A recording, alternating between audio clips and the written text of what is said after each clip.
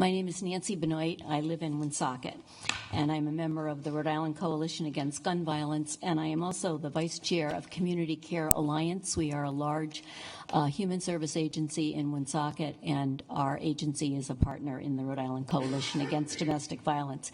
So I'm supporting House Bills 7199, 7283, and 7243, but I particularly would like to speak about 7243. That's the one that closes the thing about concealed carry permits in schools, sponsored by Representative Agello. Speaking as a parent and a grandparent, I think that it's very important that you pass this.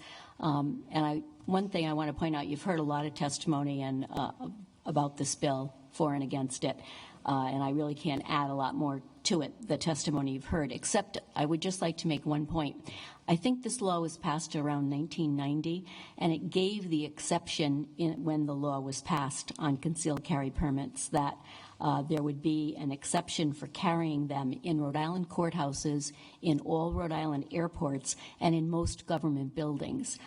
So I think that we owe it to our children in Rhode Island to give that same protection if we think that it's important not to have people with concealed carry permits on the premises in airports and in public buildings and in courthouses. I think we should extend that same thing to schools. Thank you. Sorry, yes, Representative Agello. Thank you, Chairman Keeble.